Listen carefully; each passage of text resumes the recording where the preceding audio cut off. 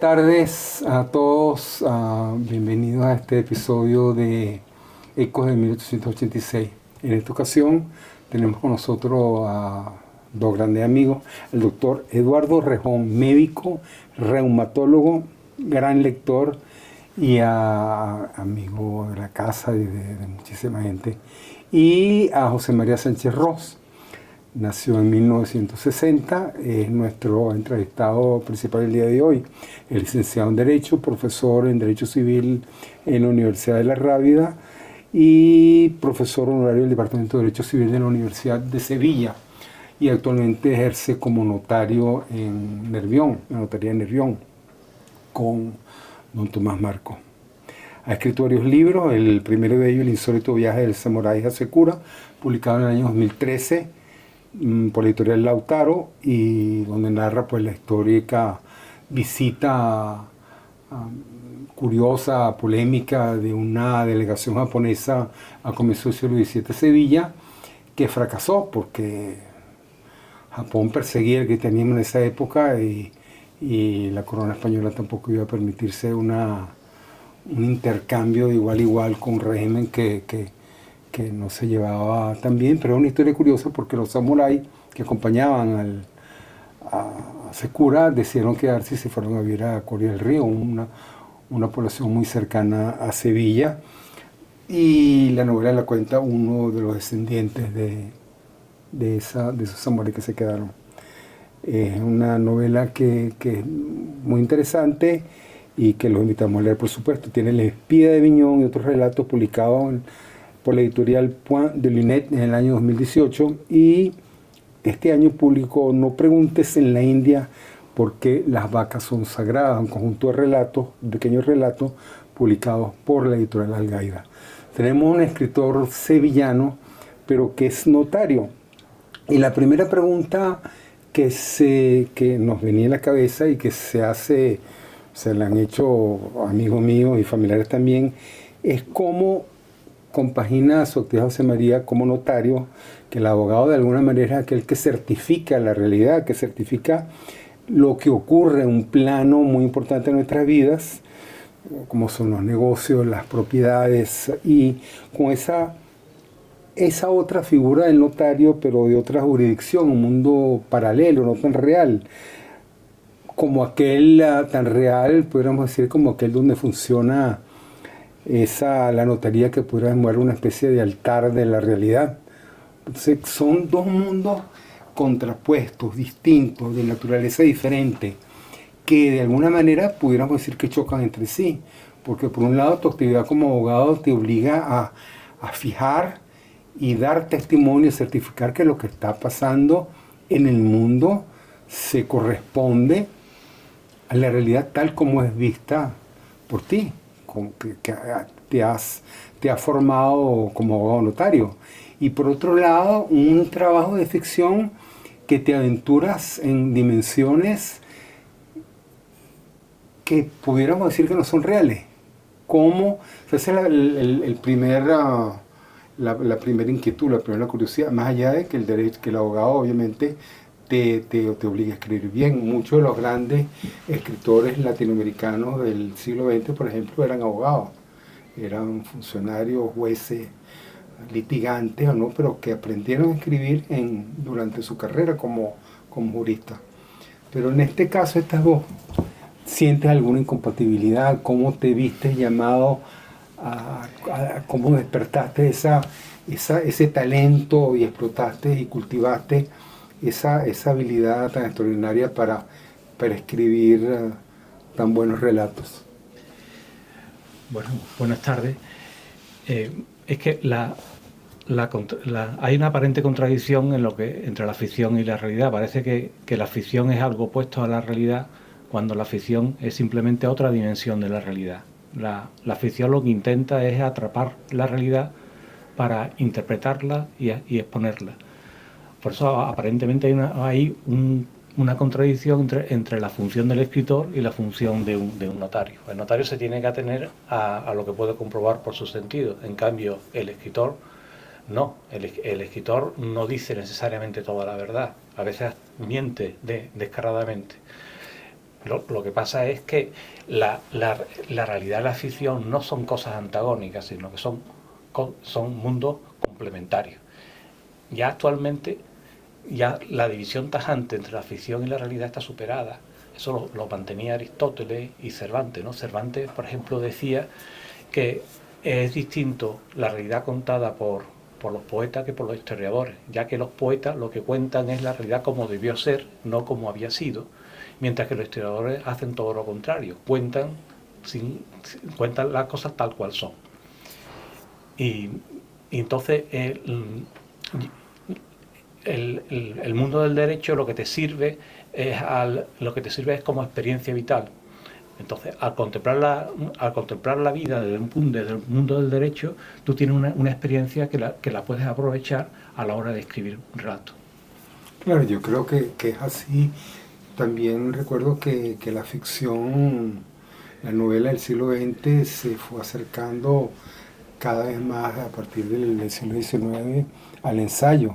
Inclusive uno de los grandes narradores norteamericanos del siglo XX, Truman Capote, a sangre fría, parte de un registro acucioso, minucioso, sí, detallado de un asunto, de un tema, de un evento de la realidad y hace la ficción. Si la ficción del siglo XX se alimenta realmente del ensayo, ¿no? Incluso la ficción a veces puede ser más intuitiva que un relato frío histórico meramente descriptivo, porque la ficción puede esclarecer el comportamiento humano a base de conjeturas, de especulaciones. A veces hace un análisis más certero, que a veces un relato histórico puede ser incompleto e incluso parcial. Sí, la escritora Iris Murdoch, que hemos comentado muchas veces, profesionalmente es profesora de filosofía y cuenta que en sus novelas encuentra más facilidad para exponer sus tesis, aparte de más facilidad de que dice ella que la novela sí es posible que tenga algunos lectores, que el libro de filosofía con toda seguridad ninguno, pero que encuentra más facilidad para exponer las tesis filosóficas en la novela que en el libro de filosofía. Pero a mí me interesa un tema que es la lectura. O sea, ¿por qué, en tu opinión, por qué leemos? ¿Por qué debemos leer? ¿Por qué tenemos esa necesidad de traspasar esa fase de la realidad? Bueno, yo creo que ¿por qué leemos? ¿Y por qué escribimos? ¿No? Porque es la misma pregunta, o tú la tomas en sentido distinto. Claro, yo es que solo leo, no escribo, y entonces me parece que pueden ser... Pues yo creo que las dos preguntas tienen prácticamente la misma respuesta, porque se lee por curiosidad, para comprender la realidad, para cerciorarse y comprobar y contestar los interrogantes que cada uno tenemos, ¿eh? Entonces, en ese sentido, no es útil la lectura y la escritura.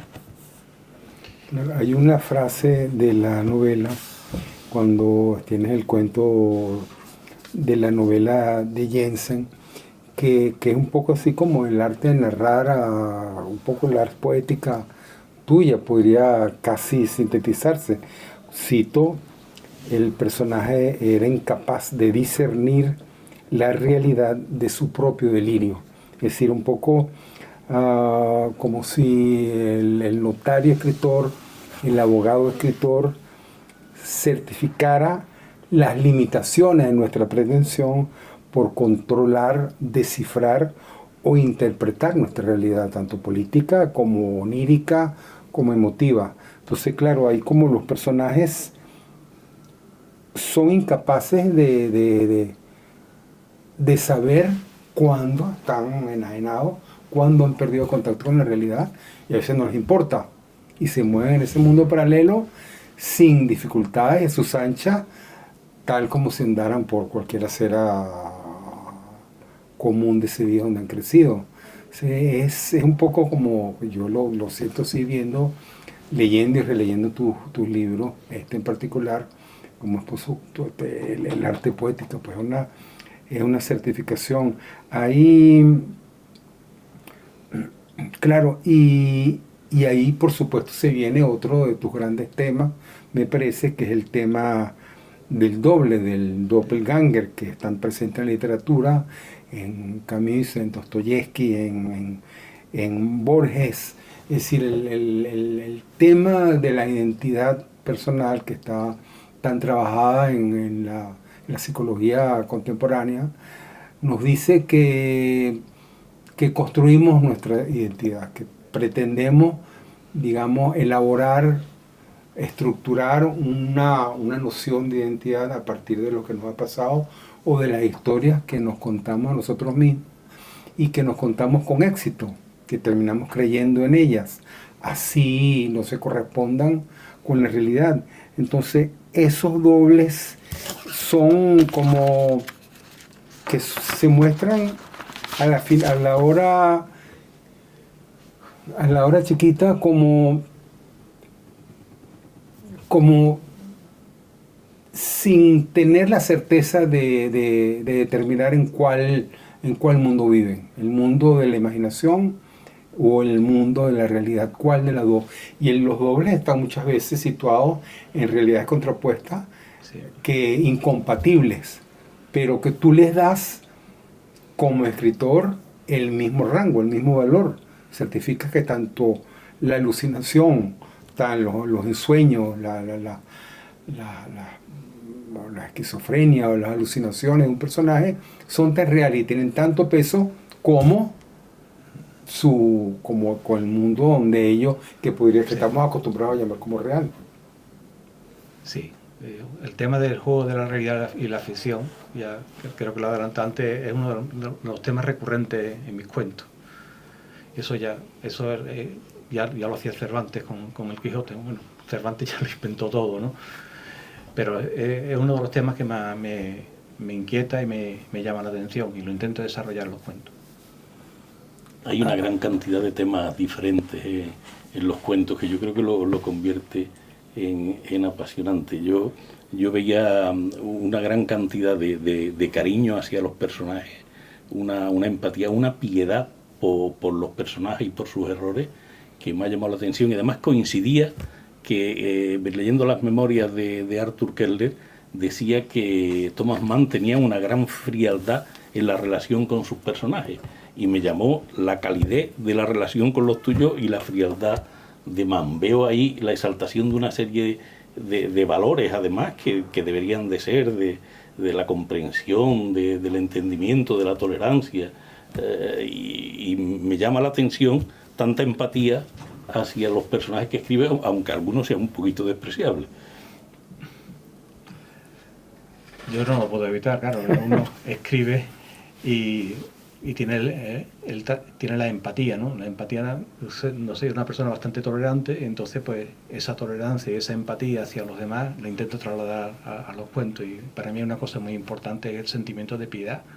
Pues sí, tengo ese sentimiento de piedad hacia los personajes. Claro, pero esto tiene un componente, tiene un matiz que es delicado, que es el tema político. Por ejemplo, en el cuento, cuando tú hablas del tema de la guerra civil, entonces si los dos personajes del cuento son reales y tienen la misma importancia y reciben el mismo cariño, la misma comprensión, la misma tolerancia tuya como narrador, y uno como lector vive ese afecto, esa calidez, como dice Eduardo, entonces, por ejemplo, cuando se habla del general Queipo del Llano, entonces tan válida podría ser la experiencia de la guerra civil vista por los nacionales, o uno pudiera estar tan identificado con aquella visión de la Sevilla vista desde el cuartel de Queipo del Llano, como que a juicio de uno de los personajes que ni era cristiano ni era occidental, como de los que lo enfrentaron. Ambas posiciones terminan siendo, digamos, no solamente coexistentes, que habitan, ocupan y luchan por poseer y dominar el mismo espacio geográfico, ideológico, conceptual, político, de ideas y de memoria también, sino que es un tema doloroso, porque uno se da cuenta que es un tema difícil, y que hay personajes, sobre todo hoy en día en esta España polarizada, hay personas que no aceptan la coexistencia de estas dos personas. O sea, lo que tú estás planteando tiene una lectura política delicada, importante, me parece a mí, que es hablar por el derecho de la coexistencia de dos bandos, siempre y cuando uno de ellos o ambos no apunte a la destrucción del otro. Eso ya lo decía Machado, que una de las dos Españas te puede helar el corazón, ¿no? Y intenta ser lo más imparcial. Y de hecho ese cuento, el cuento del pintor sueco, que es un pintor que viene a Sevilla haciendo prácticamente turismo, venía de Marruecos, se queda aquí y se aloja en el Hotel Londres, en el centro de Sevilla, justo cuando se produce el alzamiento nacional. Y a los 3 días este hombre aparece degollado en una habitación del hotel. ¿Quién lo mató? No se sabe. Lo entierran en una fosa común y no se sabe. Entonces me llamó la atención e intenté recrear lo que fue la investigación de ese aparente suicidio, ¿no? Porque el informe que se dio fue que fue de un suicidio, o si lo mató y qué bando lo mató. Pues al final no se sabe, ¿no? Solamente son especulaciones. Pero dejo bastantes pistas para que cada uno pueda sacar sus conclusiones. Otro personaje, otro cuento en Las gafas de Stefan que alimenta esa dualidad de realidades ideológicas y políticas contrapuestas es la del Miguel Araujo, el racista y fascista convencido de cierta teoría de la identidad nacional de ultraderecha, pero a extremismos ya de xenofobia, que su propia vida, su propia concepción de la identidad se pone en peligro al recibir al salvar su vida por el trasplante de un corazón de un inmigrante nigeriano, a través del cual termina aprendiendo a ver el mundo visto desde el lado de los millones de inmigrantes que llegan a Europa y que son tan combatidos y enfrentados por personajes que representan, que defienden esta postura.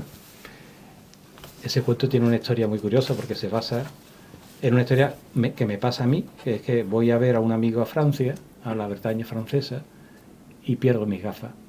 Y entonces da la casualidad que Hervé, mi amigo francés, me deja la suya. Y entonces se me ocurre contar un cuento en que cuando tú te pones las gafas de otra persona, ves el mundo de forma distinta. Y después de terminar el cuento, me di cuenta que ya en la literatura del barroco ya se hizo. Es que es imposible muchas veces intentar ser original porque siempre alguien lo ha hecho. Hay una obra que se llama Los antojos de mejor vista, de Rodrigo Fernández de Rivera, en el siglo XVII, utiliza ese truco. Sí, yo creo que al final, en el resumen de todos los cuentos, es anteponer el nosotros a cada uno de los yo que lo conforman. Si se consiguiera eso, si se consiguiera la prédica de la tolerancia, de la inteligencia, de la comprensión, del afecto, pues la verdad es que sería un paso. Y eso, anteponer las necesidades de todos a la de cada uno, de tal manera que la convivencia sea posible con las ideas enriquecedoras de cada uno. Yo creo que ahí es lo que hay de fondo. A mí el que más me gusta, nunca me acuerdo cómo se llama, es el de la hija del visitador. La hija que se escapa del libro El mago y te ofrece una serie de posibilidades. Yo tengo que confesarte que estuve durante un tiempo en la mesita de noche cerrando cuidadosamente el libro, no se fuera a escapar nadie de allí por temor a que eso pudiera pasar.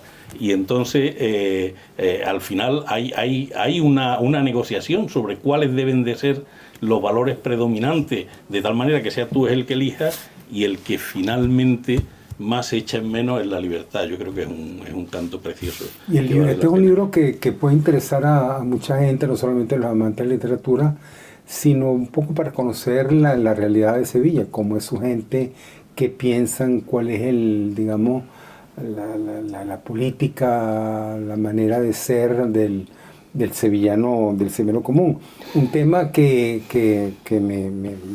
me tocó de cerca fue en Sefarad, porque obviamente es muy difícil caminar, recorrer el barrio Santa Cruz y la calle Arquero, o entrar o ir a misa a la iglesia de Santa María la Blanca, o perderse en cualquiera de esos callejones sin recordar la violencia extrema que sufrieron los judíos sefarditas a finales del siglo XV, que fueron tantos que fueron expulsados. Y tú sabes bien que yo tengo la nacionalidad española porque soy descendiente de sefarditas por prácticamente los 4 abuelos. Entonces a mí me tocó de frente porque a mí me cuesta mucho caminar por eso. Yo puedo ir a Triana con mi hijo, o puedo ir a la calle Reyes Católicos, a Tetuán, por donde quiera, pero yo cruzo la Puerta de la Carne y entro por la calle de San José y ya cambia la lectura que uno hace del entorno. Y aquí hay claro, con mucho cariño que tú hablas acá de Ismael Tábora, el descendiente de Salomón Tábora, que fue expulsado y sus familiares guardaron la llave de una casa a la cual, bueno, se emociona porque 22 generaciones después intenta entrar de nuevo otra vez y lo hace de alguna manera, pues aunque no haya ocupado la casa, que ha podido cambiar de propiedades docenas de veces, pero es una descripción de una historia sevillana en una ciudad que está permeada de historia, que sube historia en cada metro de su centro histórico. Entonces ese cuento tiene algún... ¿Tú conociste a esa persona? ¿Es real? ¿O es una imaginación? No, ¿O lo recreaste tú? Es una anécdota real que me contaron a unos amigos que le había pasado no sé si era un médico, un psiquiatra argentino y su mujer que los visitaron. Entonces, por cortesía, pues se le hace cicerones, se le enseña la ciudad y pasa esa anécdota que yo cuento en el cuento de que saca la llave. Que se habían llevado sus antepasados sí. Hace tantos siglos. Sí. Ese cuento es también lo que reivindico, al fin y al cabo, es la necesidad del perdón. Para avanzar como sociedad, tú no puedes quedarte atrás en lo que pasó. Claro, tú no puedes andar en la vida con una lista de agravios infinita, esperando cobrar una venganza en algún momento, o ese resentimiento que tanto daño ha hecho en América Latina. Venezuela no avanza después de 25 años de chavismo porque está el resentimiento. Mariano Piconzala, que fue un gran escritor que en el siglo XX venezolano escribió en Comprensión de Venezuela que el resentimiento era el motor de la historia del país. Entonces, claro, eso es una carga muy fuerte. Si en un momento dado alguien tiene que perdonar. Sí. Tú no puedes ser crucificador, soldado romano, centurión romano, crucificando y Cristo al mismo tiempo. O él es Cristo o estás crucificando. Pero obviamente llega un momento donde tiene que prevalecer el perdón, pero ese cuento es muy emotivo, muy bien narrado y que estoy seguro que lo vayan que mucha gente lo va a sentir así cuando lean este libro. Ahí hay una última pregunta que quisiera hacerte, si Eduardo no tiene otra, es ¿dónde está José María? ¿Dónde lo vimos? Yo lo puedo descubrir un poco, me pareció reconocerlo montando bicicleta en la casa de Otto Engelhardt, sí. Y recorriendo Sevilla por tantos lugares que uno conoce, me pareció verte allí. Y uno sabe, yo me acuerdo un libro de comienzo del siglo XX en lingüística de Roman Jakobson, un ensayo que publicó en Ensayo de Lingüística General, las funciones del lenguaje. Dice que una de las funciones del lenguaje sigue siendo la del emisor, la necesidad que tiene el autor, el escritor en tu caso, de contar algo de sí mismo. Entonces, ¿dónde está José María? físicamente o emocionalmente. A mí me costó, no me costó, perdón, mucho trabajo reconocerte en este cuento, pero claro, estás en todas esas visiones, en todas esas ideas, pensamientos, ficciones, en esa incapacidad de discernir o separar la realidad que tú, con la cual tú te comprometes día a día en tu trabajo como notario, con las alucinaciones de la gente y de tus personajes, pero en el fondo está una persona amabilísima, tolerante, genial. Pues, o sea, hay escritores que sabemos que eran terribles, que era Luis Ferdinand Céline, por ejemplo, el francés, el gran escritor francés que era nazi, que era racista, que era antisemita. Un día una cena en París, invitaron el jefe de las Fuerzas Armadas alemanas, invitó una cena a la élite, a los intelectuales del régimen, asociados, vinculados, digamos, defensores de la invasión alemana, y el general se negó a sentarse al lado de Céline. Yo digo, yo no me siento al lado de una persona tan despreciable. O sea, yo lo siento mucho. Se puede ser el gran escritor francés, pero yo no me siento con esa persona. Entonces, claro, uno ve los libros tuyos y es al contrario. Es lo que a uno le provoca es, yo quiero conocer a esta persona, hacerme amigo de él, invitarlo a tomar una cerveza, porque son de una capacidad humana extraordinaria que se transmite en todos tus cuentos. De verdad te felicito y por el logro artístico, por el logro literario, por el lenguaje y por lo que logras transmitir en tu relato. Sí, yo estoy totalmente de acuerdo. Creo que el autor es un hombre en el buen sentido de la palabra, y el libro es un libro de una gran calidad, donde está conformado, yo creo que una gran madurez en la profesionalidad de la escritura. Hay una sonoridad que ha conseguido un cierto poema en prosa que a mí me gusta, y la lectura es apasionante. Y además, si lo dejan abierto, seguramente que saldrá algún personaje y le hará compañía algún rato, y eso... Hay cuentos, por lo menos aún inclusive en Los Hermanos Gemelos, cuando hablas de Quetzalcóatl, sí, que la serpiente emplumada, que al igual que Coatlicue, que es la diosa que viene de la misma palabra Coatl, serpiente, en la antigua lengua maya, y la devoradora de hombres, que tuve una vez oportunidad de verla en el Museo de Antropología de México, que es una de las cosas una de las esculturas más espantosas que yo he visto. O sea, la devoradora de hombres, la Coatlicue, que debe ser prima hermana de Quetzalcóatl, es una cosa, pero da miedo, realmente.